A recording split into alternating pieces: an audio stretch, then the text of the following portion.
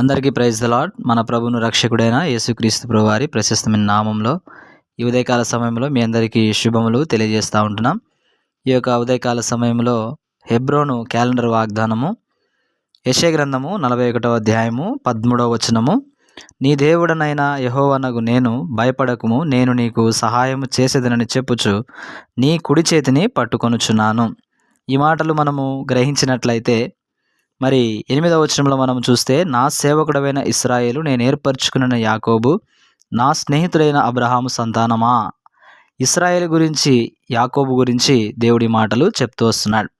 కాబట్టి ఈ వాగ్దానము మరి యాకోబుతో దేవుడు చేస్తూ వచ్చాడు.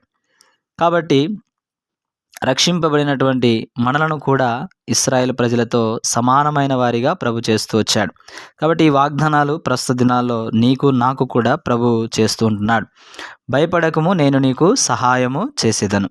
కాబట్టి ఈ లోకంలో మనము జీవిస్తున్నప్పుడు అనేకమైన భయములు మన యొద్దకు వచ్చేటివిగా ఉంటున్నాయి. కాబట్టి ప్రతి దినం కూడా అనేకమైన భయముల చేత మనము మన జీవితాన్ని కొనసాగించేటువంటి వారముగా ఉంటున్నాం. కారణం ఏంటంటే, మనకు సహాయము లేనటువంటి పరిస్థితి, నిస్సహాయమైనటువంటి పరిస్థితుల్లో మనం ఉంటున్నాం. ఇటువంటి సందర్భములలో దేవుడు మనకు సహాయము చేయాలని ఇష్టపడుతూ వస్తున్నాడు. కీర్తనకారుడు చెప్తున్నాడు, కొండల తట్టు నా కనులు ఎత్తుచున్నాను, నాకు సహాయము ఎక్కడి నుండి వచ్చును. కాబట్టి మనకు సహాయం ఈ లోకంలో ఎక్కడి నుండి కూడా రాదు. కాబట్టి ప్రభునందు విశ్వాసం ఉంచి పాప క్షమాపణ పొంది యేసు ప్రభును సొంత రక్షకునిగా స్వీకరించి ఈ లోకంలో మనము కొనసాగినట్లయితే మనకు ఎటువంటి భయం అనేది ఉండదు. కాబట్టి ఎందుకంటే ఆయన మనకు సహాయము చేసేటువంటి దేవుడుగా ఉంటూ ఉన్నాడు. కాబట్టి ఉదయకాల సమయంలో ప్రతి పరిస్థితుల్లో ఆయన వైపు చూస్తూ, ఆయన మీద ఆధారపడుతూ, ఆయన వైపు చూస్తూ మన జీవితాన్ని కొనసాగించినప్పుడు మరి ఎటువంటి భయం లేకుండా మనం ఈ లోకంలో జీవించే వారంగా ఉంటున్నాం. అందుకే ఇక్కడ యాకోబుతో అంటున్నాడు, నీ దేవుడనైన యెహోవానగు నేను, భయపడకము, నేను నీకు సహాయము చేసేదని చెప్పుచు నీ కుడి చేతిని పట్టుకొని ఉన్నాను. కాబట్టి ఈ ప్రస్తుత దినాల్లో కూడా మనము ఎంతో భయంకరమైనటువంటి దినములలో మనం ఉంటున్నాం.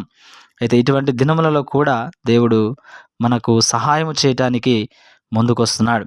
అయితే ప్రతి పరిస్థితుల్లో మనం ఆయన మీద ఆధారపడి మనం ఎల్లవేళలా ప్రార్థన చేస్తూ ప్రభు యందు నమ్మిక ఉంచి విశ్వాసం ఉంచి ఈ లోకంలో మనము కొనసాగినట్లయితే దేవుడు 366 దినాల్లో కూడా భయపడకుము భయపడకుము అనేటువంటి వాగ్దానములు దేవుడు మనకు చేస్తున్నాడు. బైబిల్లో దాదాపుగా 366 చోట్ల భయపడకుము అనే మాట రాయబడింది. కాబట్టి ఉదయకాల సమయంలో నీవు కూడా ప్రభునందు విశ్వాసం ఉంచి లోకంలో కొనసాగినట్లయితే భయపడకుండా నీ జీవిత యాత్రను ముగించే వ్యక్తివిగా ఉంటావు. దేవుడు అలాగా మిమ్మల్ని, మీ కుటుంబాలను దీవించి ఆశీర్వదించునుగాక. అందరికీ ప్రైజ్ ద లార్డ్.